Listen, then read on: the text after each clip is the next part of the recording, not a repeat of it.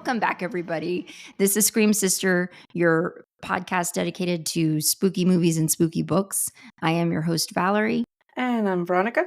And we are back, and this is our 20th episode. I told Veronica we need to make a special celebration moment of our 20th episode. It's amazing. We're coming up very soon. It won't be very long before we hit the year mark. It's flown by. It's been really quick. And I still feel like we're still figuring stuff out. I don't feel it. I know it. But it's been a lot of fun.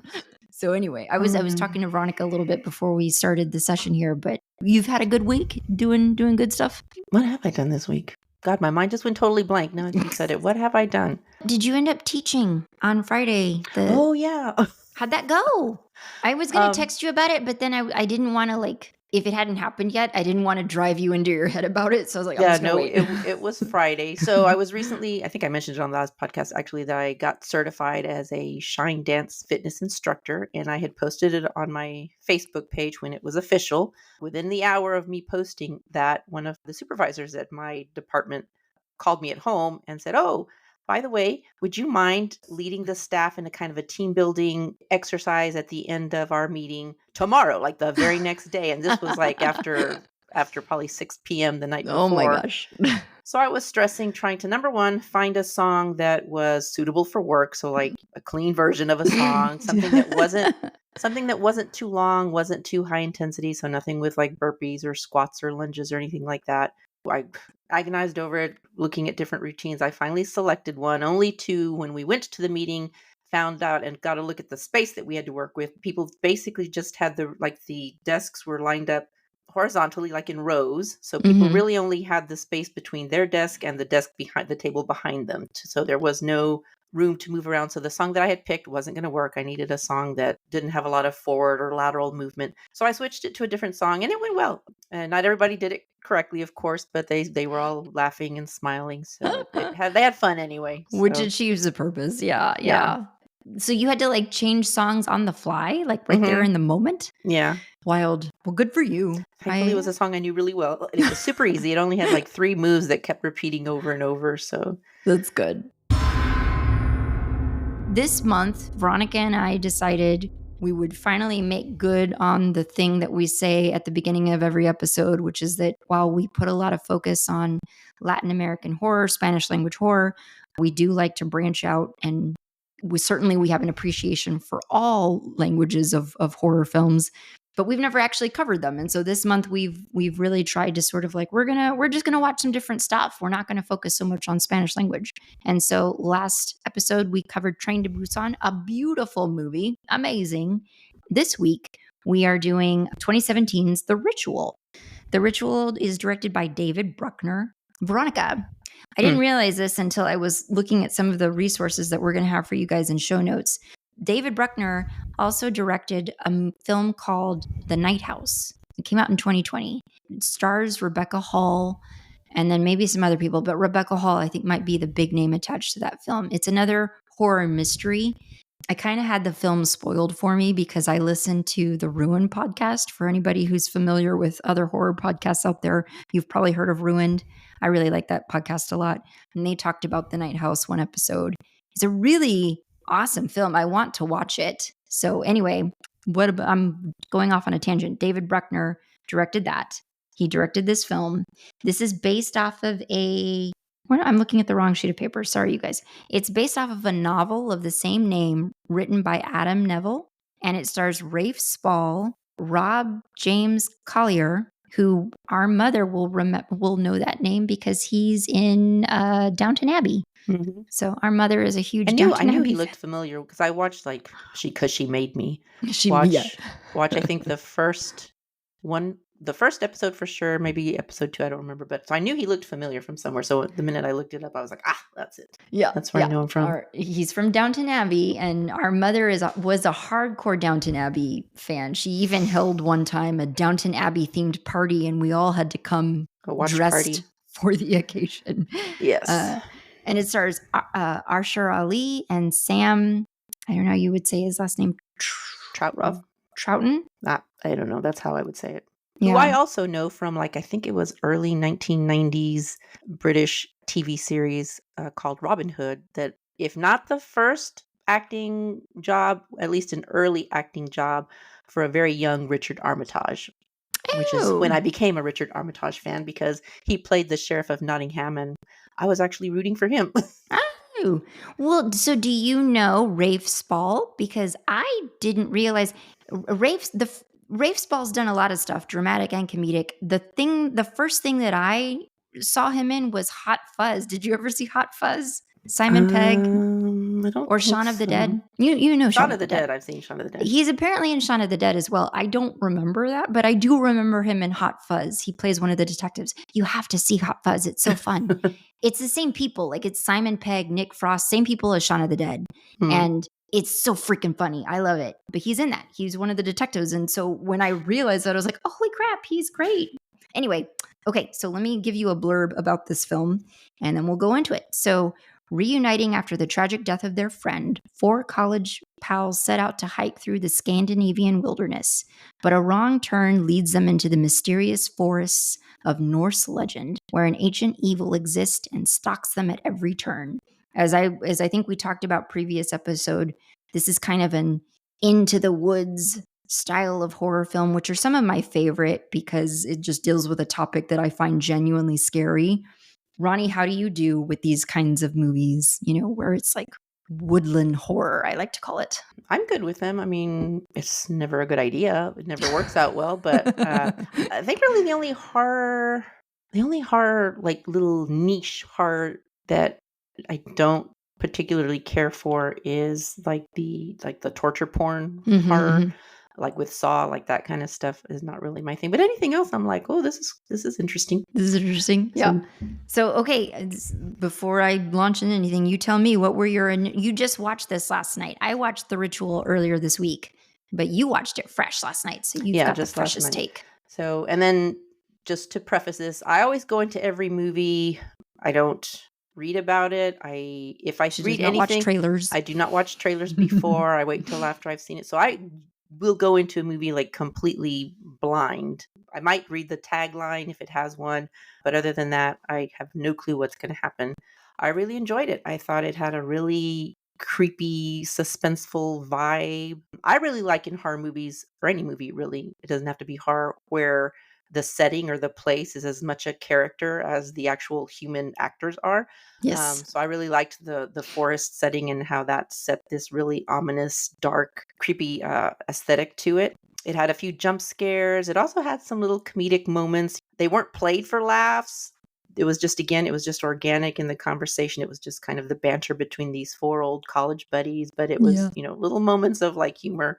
Well, this is the house we're going to be murdered in, whatever. Whoever said that. Which is something I would say. That's I know, something right? we would both say. It's like clearly obvious. I thought that the way it kind of left, it was kind of like in Jaws, which in Jaws it was accidental that you never really saw the shark for most of the movie, and so that kind of almost elevated the horror and the terror for people because they couldn't see the danger. And this movie kind of did the same thing, although in this instance it was intentional, I think, where you don't really see what the danger is until the very end. So that's just amping up the tension in your own mind because your own imagination is like, well, what the hell is that? In fact, I wrote that down. What the hell is this thing? Right. And I was thinking this like as soon as I was watching it, and then it was just confirmed that I was not the only one that had this thought in reading the various articles that are referred down in the show notes, that it was kind of a combination feeling of like the Blair Witch Project and for me, The Hills Have Eyes. I know a lot of them mentioned Deliverance. I've never actually seen Deliverance, so but The Hills Have Eyes and the Blair Witch Project did very much have that fusion of those two things. So I enjoyed it. I thought it was a good movie. I enjoyed it a lot as well, and I would say I enjoyed it probably more than I enjoyed the Blair Witch Project, just because I honestly, those found footage movies, it can go either way for me. With the Blair Witch Project, I am one of those people who was genuinely coming out of there with like, I have a headache from watching that, watching the shaky found footage aspect of it. So, I mean, I really liked this, and we'll get into it, but like the opening of the film and kind of the way that early tragedy early on with their 5th friend, which we'll talk about, how that kind of like laid the groundwork for the story. I thought that was really interesting. And some of those scenes we'll get to later in the film where it's like, it's kind of like in my notes, I was like, it's like he's losing time. It's like they're all losing time during the course of their trying to navigate the woods. It's like something would happen and he would have a vision. He would be remembering something and then he would snap back into the present and crap would have gone down during that time. So it's like losing time where stuff is happening. So yeah, we'll get to it. But I thought that was really interesting. It was just really a great film. I watched this in the middle of the day this past week because I had a window of opportunity to do it. And it was going to be the only opportunity this week that I was going to have. And then 15 minutes left of the movie, my Netflix cut out. And I was just what the So I had to wait like 2 hours before I could get back in and finish the movie. And I was so pissed. Anyway. So the opening of the movie, we're in a pub in England somewhere, and we've got like 5 men. I'm assuming like somewhere in their 30s, maybe, have known each other, been friends since college days. I think in England they call it university days, uni days. Yeah. So we have Robert, we have Hutch, we have Luke, Dom, and Phil. They're kind of discussing like what their next group bro vacation is going to be, and Robert suggests going hiking in, I think, like where, Sweden? Yeah, No. Sweden. One of the friends, Luke, kind of like making feels like, really? You want to go to Sweden? You want to go hiking? This is what you want to do? Luke and Robert decide on the way out they go into a liquor store. The other 3 friends are waiting outside. In the liquor store, they inadvertently stumble upon a robbery in progress. Luke backs away and he cowers and he hides in another aisle and kind of leaves his friend Robert just kind of exposed to the robbers, who things go bad, and Robert ends up getting murdered, getting killed in that robbery. And so then the movie kind of cuts out and we pick up 6 months later. They're, in their hiking gear. They're out in the plains somewhere in Sweden because they are going on this hiking trip in memory and to honor their friend. And there's issues there. Luke, of course, has the guilt of knowing that he kind of stood by and hid while his friend was being murdered. And I was going to ask you, like, how did you feel about that? About like that particular? Well, I mean, it's really easy to say, how could you have done that? But he did the smart thing. Like, none of us really know how we all would think that we'd be brave and face down armed robbers, but we don't know. And the other thing is, Robert should just have given over his wedding ring. I'm sure his wife would have understood. I wrote that in my notes. I'm like, give them your wedding ring. Come on. She'd rather have you alive than dead with a ring still on your finger, which it wasn't because they took it anyway. Do you know, so in the moments of that, prior to them realizing they were in a robbery in progress, I noticed Robert like rubbing his eye quite a bit. And I was like, what is that? Like, I was just paying, how you're just hyper aware of things and wondering if like maybe this is going to matter later on. I was like, why is he rubbing his eyes so much? That might have just been a thing the actor was doing, a choice he was making.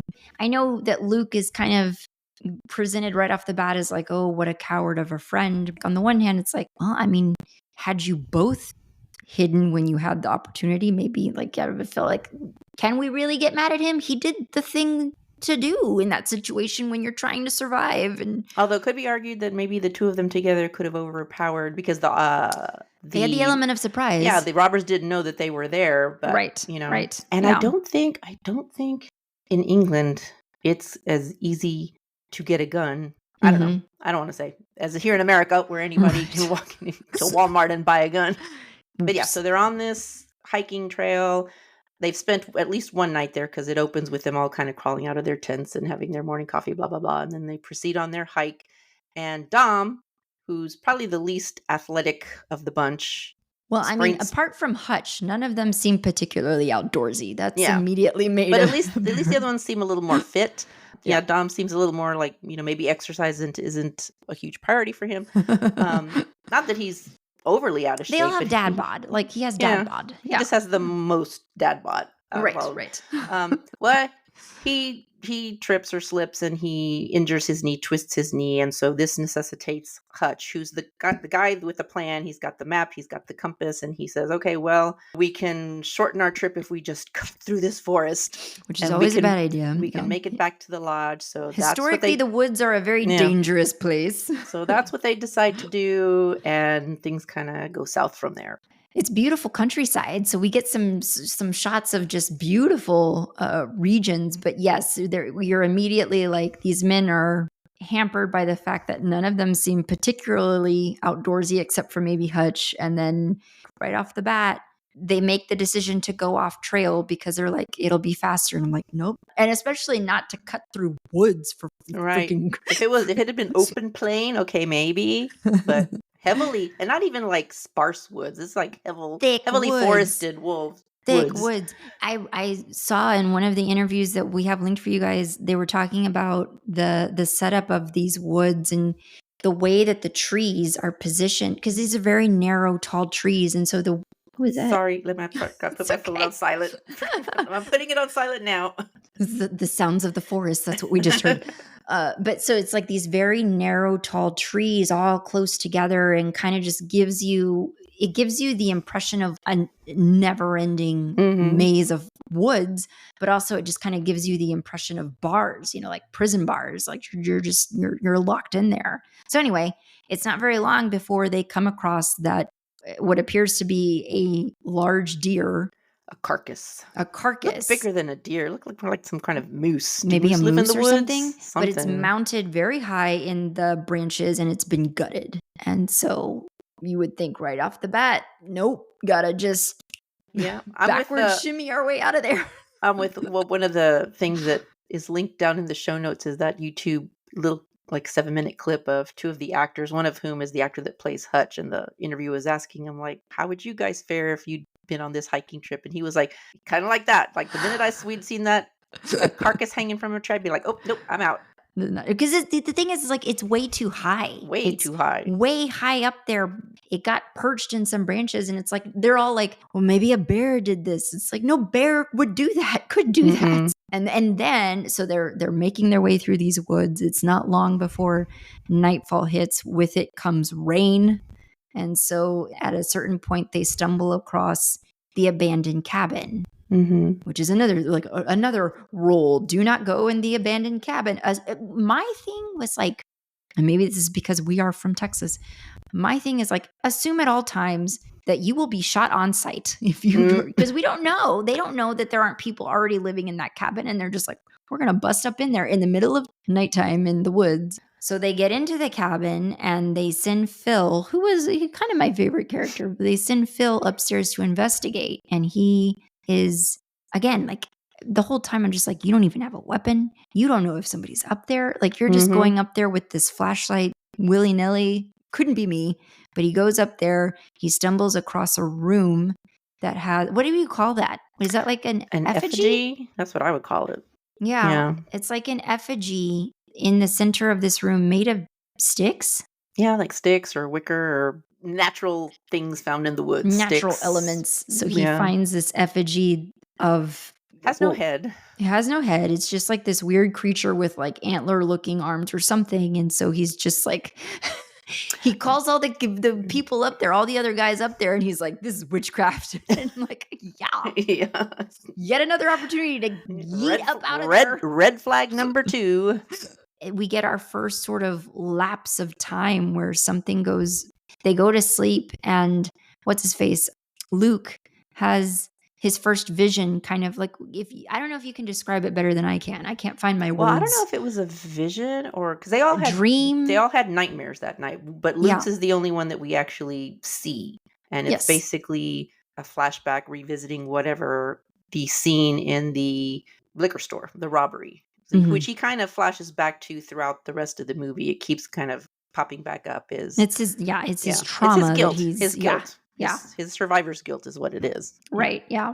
Hutch wakes up and his dream was so horrific that he wet his pants.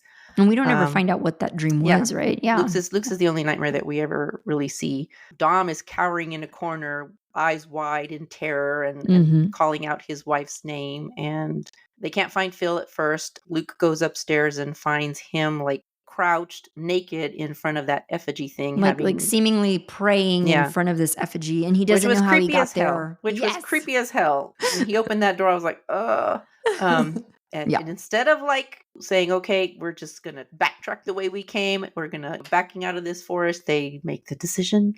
And so proceed. one thing that we establish in the everyone waking up from their various dreams and night terrors is that Luke has has a mark on his Oh, yeah. chest. He got marked in some way, which they never really, I don't feel like they really address, but he has markings on his chest, and so they're just like very quickly they're like, okay, we need to pack up, we need to get moving. Which would have been the first thing I would have pointed out to my other buddies there. I would have said, look at this, look what happened to me. But he doesn't. Like, it takes him a good several minutes before because they open the door to walk out to leave. They've all gotten dressed, and there are all of a sudden all these weird markings on the trees, symbols on the trees. I think it's about at that point because like Dom is still trying to like play it off as like, no, it's, just anytime someone tries to start inserting fear or showing fear, he's like, nope, stop that. Don't go there. And cut that out. What's so funny is that Dom is the one who's just like going off and yelling at everybody. And then the minute somebody voices something, he's like, cut that shit out. And I'm like, you're the one who's like out of control right now. Like, but it's only at that point that Luke's like, oh yeah, it is real. Cause look what happened to my chest. And it's like, that would have been the first thing I would have shown is like, hello. Yeah.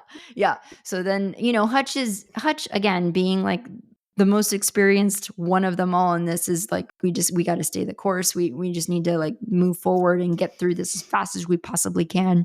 So they're making their way through the woods. The day is wearing on. Phil, he's like, I brought these were the wrong shoes for all of this. And so immediately I was like, yep, and I know this from personal experience. I've been on many a hike with my spouse and have been wearing hiking boots that either don't fit or are no good anymore. It's like, there's nothing worse than hiking in bad foot gear. So been there, done that. It's not fun. Their goal had been to make it to the, after they've spent that miserable nightmare-filled night in the abandoned cabin, they proceed on with the shortcut to make it to the lodge. Their goal is to make it to that lodge by that evening. That does not happen. They end up second nightfall falls and they're still in the damn forest. And now they're in their tents. Yeah. And now they're in their tents. And this is where whatever the menace is, that we hear it growling, we hear it in the distance. We know it's some kind of animalistic sounding thing. But we haven't seen it. There's like one moment, I guess, during maybe when this thing is approaching or when he starts to hear initial sounds that Luke unzips his tent and this is what I don't understand. It's like, if I heard anything outside of my tent, and I know that this is just my toddler brain thinking like, if I can't see it, it can't see me. Like, I know that a tent is protection. Nothing. I know that's not protection. But in my brain, I'm like, why are you unzipping your tent? Like, what the hell do you have to gain from doing that? Like, just don't unzip your tent. But he unzips his tent. And at that point, I think he loses time again, doesn't he? Or whatever. I say lose time. I don't think that's what it is. But he, playing back those moments of trauma and survivor's guilt, he keeps flashing back to the scene in the convenience store. So he keeps seeing like the lights of the convenience store aisles and his friend Robert lying on the floor and things like that. And then when he snaps back to reality, Dom is gone. Not Dom. No, Hutch is gone. Not only is Hutch gone, but they can hear him being hauled off, screaming. It's terrifying. It's like, that was the part that felt very Blair Witch to me. And I was just like, holy crap, what do you do? What do you do? Well, and to their credit, and in this case, Luke is kind of leading the charge to try to find Hutch because they hear him screaming and they're not finding him. And Dom's trying to be the voice of reason and saying, look, we're going to get turned around. Let's go back to the tents, figure out direction, and then proceed from there. So they decide to do that. They go back, they get their gear, they proceed on looking for Hutch, and they do find him. By this time, daylight has... Yeah, it's daylight again. And they do find him in pretty much the same predicament as the moose carcass or whatever that thing was, strung up in a tree, kind of eviscerated. And how they got him down, I don't know, because he was also way high up there. I wrote in my notes, I was like, well, that's great. They've lost the competent one. and then that kind of quickly leads us into the third act of the film where they've lost Hutch. And it's not very far after that where they lose Phil kind of quickly and unceremoniously. Like I think it's another nightfall falls again. Luke goes out. He's like, I'm going to go look beyond this tree line. I'm gonna go up to this hill and just see what's beyond there, thinking that Right. maybe they've reached the end of the forest line. They haven't. There's Mhm. more woods that area. This is where Luke sees the hand around I couldn't really make out what it is he saw. It was but a hand. He saw something that freaked him out.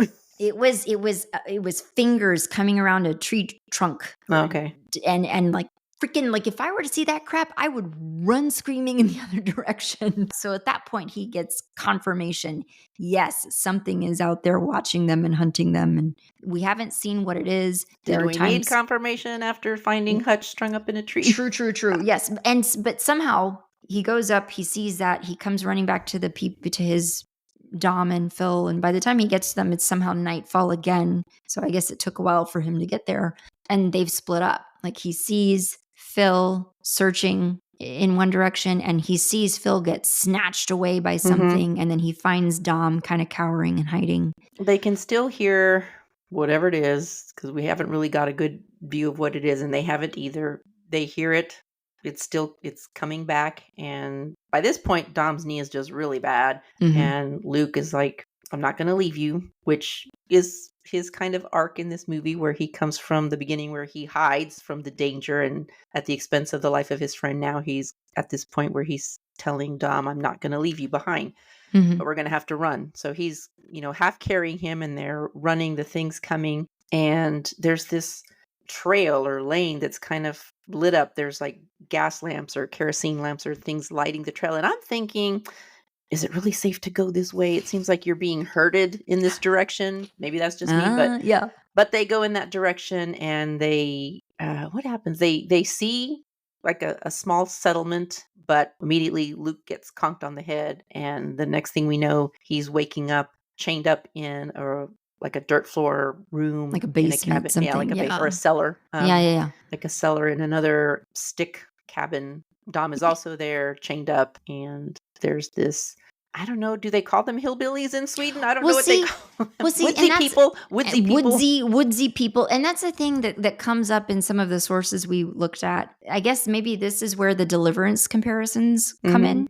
Or the Hills Have Eyes. Yeah, or it's like I think we're supposed to think of them as like maybe backwoods bumpkins. I have no idea. But in my mind, Veronica, they kind of seemed like they were part of some older civilization to me. Like they didn't strike me as like backwoods country people. They just struck me as like these people have been here for a long time. Like maybe kind of like they just struck me as being of a different era of time, from another time. So I don't know. I don't know that I believe that old lady or the younger girl when she's telling Luke that this creature gives them immortality. I don't know that I don't know if that's. I didn't really buy that. Okay. They didn't strike me as. I don't know. Maybe I guess because I equate immortality with like more. What is the word? Not intelligence. Looking nicer. Yeah, I was gonna be. I wrote down like, does being immortal mean you don't bathe? I mean, because like if you're gonna be immortal, I know at least wash once in a while. So they didn't. I don't know. I didn't buy that. That to me was more like a fanatical. You would like for this to be true, and like a cult-like thing. Yeah, it's more like a cult, and which I think is more of what the book dials into. I haven't read the book. We haven't read the book, full disclosure, but like I think the book plays up more of like the cult aspect of this. Very quickly on, when Luke and Dom are down in the cellar, is like that old lady comes to present water to Luke, and that's where she establishes that he has the markings on his chest and she has the same markings on her chest. And so like initially my thought was like, oh, okay, so maybe he's been in some way chosen or something like that, because then she does not give water to Dom. Because maybe they've decided, okay, this is the one that is not to be saved. Yeah. Dom is marked as the sacrifice. Which is very interesting. Like I wish that it never comes to light in the film, but we never really find out why Luke gets chosen in the first place. The only thing, and it was not a satisfactory explanation to me, but the younger woman does mention at some point, I think Luke flat out asks her about it. She says something to the effect of, you carry a lot of pain. Oh. But I don't really see why that would That to me was not a satisfactory answer. Like, I want to expand on that, please. Like, why does that? Because everybody Say more. Yeah, everybody. We all have our own inner demons, things that we carry guilt about or regret about, or some level of pain that we all carry. So why was he spared and Hutch and Phil and Dom were not? We didn't get really good answers. Maybe the book goes into it a little bit more. I don't know. It'd be interesting to know. And so then it very quickly becomes apparent. They do, I think by that nightfall, haul Dom off to, and the whole time you're hearing like chanting in some other language that you don't understand, that you're not getting translations for. I mean, this film is in English, but you're not getting translations on what this chanting is. But it feels very old world, right? And so Dom gets hauled off, and you think he's being killed right then and there. So, but he's not. He's apparently, I guess, just being prepped for what is to come. I don't know what they did to him. He comes back the next morning. He's returned to the cellar a little beaten up and worse for the wear. But considering his level of screaming, I was expecting much worse. Yeah, I was like, he's being killed right now. He seems to be in a more resigned place. He's resigned, yeah. Yes. And so he's telling Luke, I'm going to die here. Like, I'm going to die here.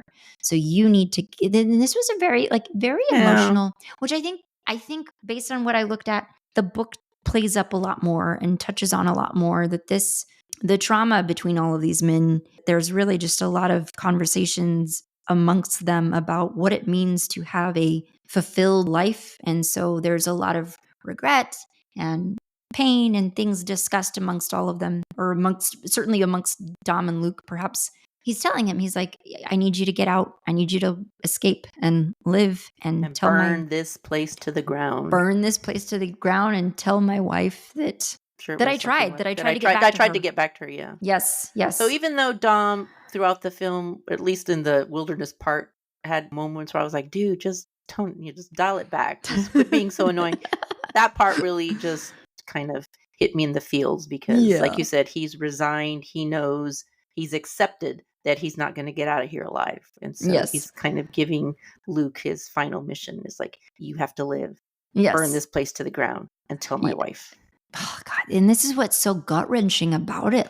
I can't remember at what time of the day they haul Dom out there, but it is not right before he gets, like, he's just out there waiting for forever. They take Dom, they tie him to a pole. A stake, a stake. And then it's just like they wait until nightfall. So by the time nightfall comes around, Dom is just like, this is freaking ridiculous. Like, just get it over with. Just get it over with, I can't imagine being taken out to your death and being having made to wait for it. Yeah. It's awful. So, but this is where we finally get to, I don't think we see him. I don't think we see it even yet. When he sees his wife. He sees his wife. That's right.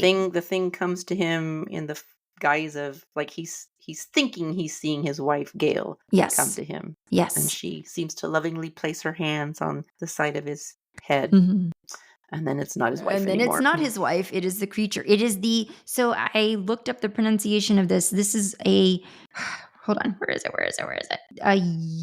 Yatun. I'm saying that the best way that I can, guys. Sounds good to me. Yatun. We do finally start to see this monster creature in the scenes that are to follow here, the Yatun. And I didn't really, some of the resources that we've looked at kind of explain the Norse mythology here. One of the links that we looked at said that the movie set that, I missed it. I totally missed it, where I don't know if in this movie they make it clear that this Yatun is offspring of Loki.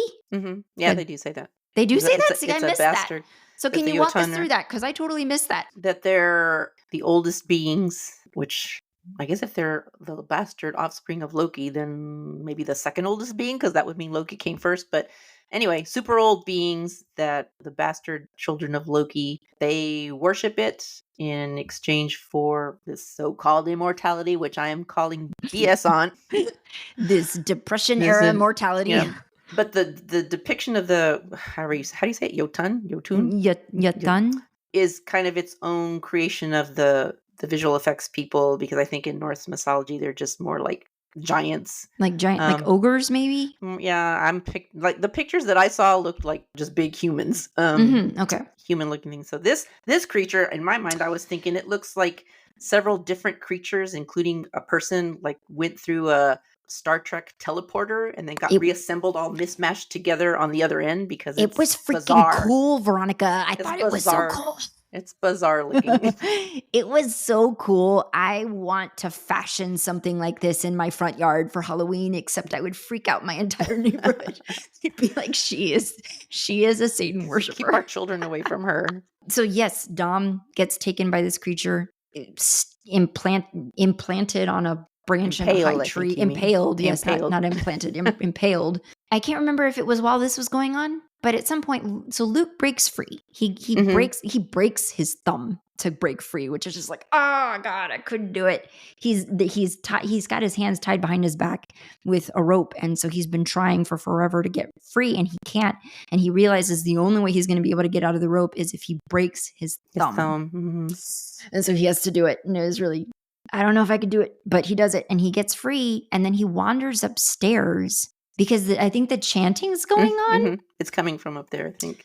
So he wanders upstairs to the sounds of the chanting, and he opens the room, and this is something that it's like it was very cool visual thing. I just wasn't clear on what it meant, but it's just all of these decayed, dead bodies sitting in the room, kind of like imagine a church sitting in pews facing forward towards something, but they're not dead. They're chanting. And see, if this is the immortality that they're, they can keep it. They can keep it because being a desiccated corpse up in a attic somewhere, no. What is that? So immediately Luke is like remembering what Dom told him. He starts setting fire to these corpses that are barely alive. He comes back downstairs. I think the old woman that had given him water confronts him, and he like punches her out. And I was like, yeah. And then the Yatun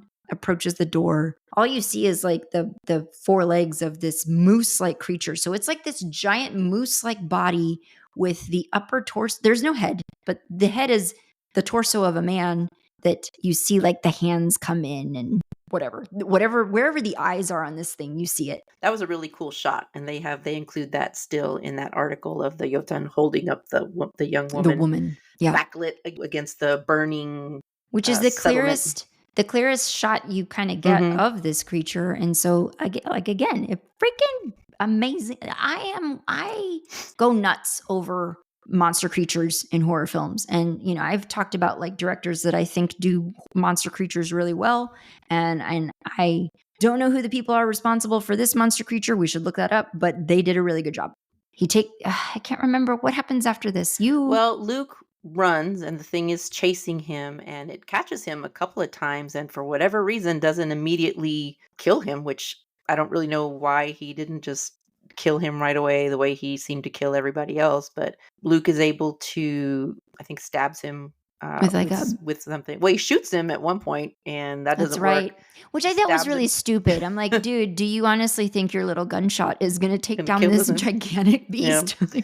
But then he stabs it and that's enough for it to, I think, let him go. And he runs out and he passes the edge of the forest line. And so now he's in a clearing. And this actually comes up a lot. And I think mythology and folktales is sometimes even powerful gods are like restricted to just their certain area. And they can't, there are boundaries that they can't cross. And apparently the forest, this creature cannot leave the forest. So he's standing at the edge of the forest and Luke's out in the clearing and the creature's growling at it, and Luke is just shouting back with all his might, and kind of like a victory.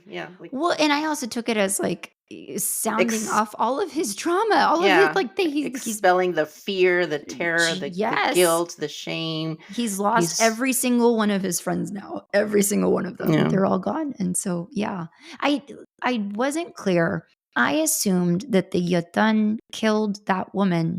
One of the women who's part of this village, this cult, because he was angry perhaps because by the time the Yatun returns from killing Dom, Luke has set that house on fire. So he set those decayed corpses and whatnot on fire. And I assumed that that the creature must be very angry about that, and so he takes his vengeance out on this woman. Well, it says something to her, which is not translated, so we don't know. And then she responds something back, which apparently did not satisfy him or it. I don't even know what gender it is. And so he kills her. But it seems like a lot of times, and not just in these wackadoodle cults, organized religions can do this too, where the religion gets twisted to serve what the worshippers want and desire, and not necessarily may not necessarily reflect whatever the thing being worshipped actually wants. So these people are assuming one thing about this creature when this creature might not care where its sacrifices come from. It might be just as happy to kill all these people. It might not be as picky. So Is that's where it ends? That's right? where it ends. It just shows Luke turning his back on the forest and walking forward towards, and at that point you start to see like a roadway. And you can see a car coming. So it's interesting to me though, and this just actually came to me. I didn't think about this till just now. Being that they chose to kind of go with this more animalistic rendition of a Jotun as opposed to just like a humanoid looking giant, it was a conscious choice, but was that choice driven by the desire to marry the Jotun spirit with kind of a naturalistic spirit, a kind of a nature spirit? And is this like a bigger man versus nature, and kind of reminding us that when it comes to battling nature, very few times are we going to come out on top? Well, and there's something infinitely more frightening, I think. Like if you can't control it. You can't control nature. You can't control it. And like if you make the Jotun, again, guys, if we're saying this wrong, I'm so sorry. But Yes. I did listen to how it was pronounced online before this recording. But okay, anyway, if you make it a human figure, like an ogre-like figure that still is somewhat human formed, your brain can understand and process it more than it can. Like this beast is just so defies the laws of everything we know. And so you're just staring at it being like, from what depths of hell did this thing come out of? It just doesn't make sense. And to piggyback on that, like if they had gone the route of making it a humanoid looking giant, natural tendency is that we're going to ascribe human motivations to it. And if it's an animal, more animalistic, then that kind of flies out the window, because this thing doesn't even need a motivation other than survival, other than territoriality. It's just very primal. We'll have to, this is an old film, so it's not spoiling anything to share stills, but we'll share stills of this creature when we post on social media about this, because again, if I could have something like this in the front yard, I would, Ron. Was there anyone, if you could resurrect one character that died in this movie, who would it be? Oh, that's tough. I liked Hutch and I liked Phil. I thought Phil brought the comedic flourishes. He's the one who was like, this is the house we're going to get murdered in. And so, and like, he's the one who, when the first moment he saw the effigy, he's like, that's witchcraft. Yeah. But Hutch obviously was just like, he was the grounding force and the one who just sort of seemed like, we're going to be okay. We just have to do X, Y, and Z and we can get through it. So you felt really safe having him around, which is why it was so tragic that he was the first one to die, because it's just like, well, they're screwed now. That was the only thing they had. Who did you gravitate towards? I liked them all. And in the end, in that scene where the creature is coming for Dom and he's tied to that stake pole, it keeps flashing over to Luke, trying to figure out, trying to gain up the muster to break his thumb to break free. I kept hoping that he'd do it in time to save Dom, and maybe they'd both make it out of there together. And that was the other sad thing, when they're both in that, they've returned Dom after torturing him or whatever they were doing to prepare him for this sacrifice, and he's giving his kind of final marching orders to Luke about burn this place to the ground, get out alive, tell my wife. And Luke doesn't want to hear it. Luke keeps telling him, no, I'm not going to do that. I'm not going to have to do that. Because the idea is like, we're going to get out together. Yeah, and he tells him, he said, I can't lose all of you. That was heartbreaking. Yeah. How about last thing? What are some life lessons that this movie has taught us, Valerie? Do you want to start? Dude, where do I feel they went wrong first? I probably going on the trip in the first place. But critical error, number one, critical error. And I said this, do not go off trail. No, and for the woods, like, it's like, if you're going to go off trail and what he's pointing to is like this thick wooded area, I'm like, hell no. What about you? What would be your first survival lesson? Take some weapons. Yeah. It doesn't have to be a gun. A pocket knife. Take Come some on. knives, Something. some pepper spray, something. A satellite phone would also be good since you probably don't have traditional cell phone coverage out there. Yeah. And I would also say the very first time that someone in your party says any variation of we should go back, we shouldn't go there, we shouldn't be here, listen. Do it. Because by the time it gets around to someone saying it for the second or third time, realistically, it's too late for you. It's too late. You're too screwed. far in there. You're and that was the screwed. thing. Like immediately, the further in there they got, I'm like, well, this is why you don't do this, because you couldn't even find the way out, the way from which you came if you wanted to at this point. You're screwed. Yeah, I'd been thinking like within the past year about, maybe it'd be fun to like do old fashioned tent camping like we did when we were little. Younger, and I've even have a wish list on Amazon of different camping gear and whatnot. And like, well, that's kind of pretty much gone out the window. I've lost my desire to do primitive camping. I was also going to say that this movie made me not ever want to visit Sweden until I found out that it was actually shot in Romania. So Sweden, you were off the hook, and it's now Romania that I do not want to ever visit. Because that's the thing is like, so in the camping scenes where they're not in the woods yet, they're just camping out in the open. So it's just like open countryside, and you're just exposed. Yeah. So that's the kind of backpacking and hiking that you don't do, in my opinion, unless you know what the hell you're doing and you're conditioned for it, which none of these men were. So they had no business going out there in the first place. These were all city slickers. Their idea of a fun time was like, let's go to the pub. You don't go from the pub to the woods and expect to survive. And we do have a bunch of resources for you guys linked in the show notes, including some interviews with the cast. And then also, I included this today. It's an interview with Adam Neville, the writer of the book, The Ritual. So we've included that stuff for you guys as well. Does it say how long the book is? Or is it like a full-length book or a novella? It's a novel. I don't know how many pages. I'd be interested to read it. There's things that happen in the second half of the book that the film doesn't even touch on. Oh. And so there's just a lot of people that felt like if they could combine the first half of the book with the second half of the movie, you'd have something really perfect.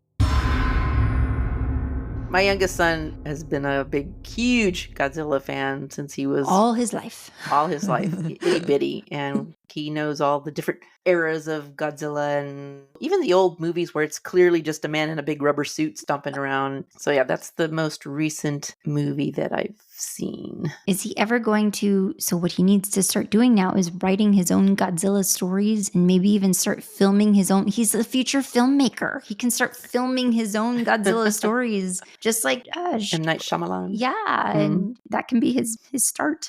I went to go see, I don't know if I told you this last night. So Alex and I went to go see Monkey Man last night. You told me you were going to go see it. Yeah. So at the time that we're recording this, everybody, this is opening weekend for Monkey Man. And so we went to go see it. Yeah, it was written, directed, and produced all by Dev Patel. And it's this gritty revenge horror story. I had a blast. I thought it was so much fun. I want to go see it again. I'll wait till it's like streaming and I'll watch it. But I thought it was really, really great. I thought the story element of it woven throughout all of this action was really cool and kind of almost origin story. So, I mean, I don't know. It was just really cool. You should go see it. You might really enjoy this film. I enjoyed it. And there was one moment, I don't see too many movies in the theaters, guys. And so I'm out of practice, certainly out of practice for seeing a movie like this. So at one point, we are sitting smack dab in the middle of the Alamo Drafthouse. So at one point in the middle of an action sequence, he like punches somebody or does something. And my hand just shot up like this, like, yeah. And then I remembered I'm in a theater. So I pulled it down. But anyway, it was really good. Part of next episode, guys, next episode will be another film discussion, of course, but part of that episode, I will also be continuing on my Frankenstein journey. So we are moving on up. We've done Frankenstein, 1931. We've done 1935's Bride of Frankenstein. We are now moving to 1939, where I will be watching Son of Frankenstein. This is another Boris Karloff film, and this time we will also have Bela Lugosi. Bela Lugosi is also in Son of Frankenstein. You all know him famously as our Count Dracula, so I'm really excited to watch this one and be able to talk a little bit about it on our next episode. Screamers, is that what we're going to call our people? Screamers? Screamsters? Yeah. I don't know. What do y'all think? Fellow Screamers, for our April 29th episode, which will be the last movie of this kind of month that we've taken to explore other countries' horror movies. We are going to be watching The Binding, which is an Italian film from 2020, directed by Domenico de... Oh God, I should have looked this up before. Domenico de Fuentes? I have no idea. I'll get it down before the actual episode. But the tagline, while visiting her fiance's mother in southern Italy, a woman must fight the mysterious and malevolent curse intent on claiming her daughter. It is on Netflix, so at least in the US, so find it where you can, hopefully, and watch it with us.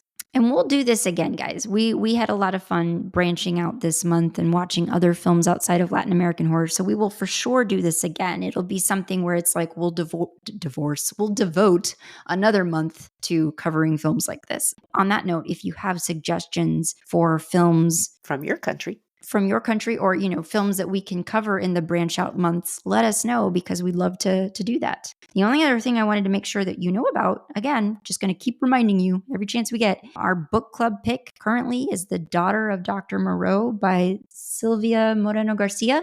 And we will be covering that end of May episode, our May 27th episode to be exact. We will see you all back here on April 29th, where we will be talking about The Binding. Bye. Scream Sister is a Nest production hosted by me, Valerie, and Veronica. Editing by me. Music by Omar Chakor. Production support for this episode provided by Lorenzo Villarreal and Alex Street. Listen to new episodes of Scream Sister every other Monday, and don't forget to give us a rate and review. It is the best way to help us grow.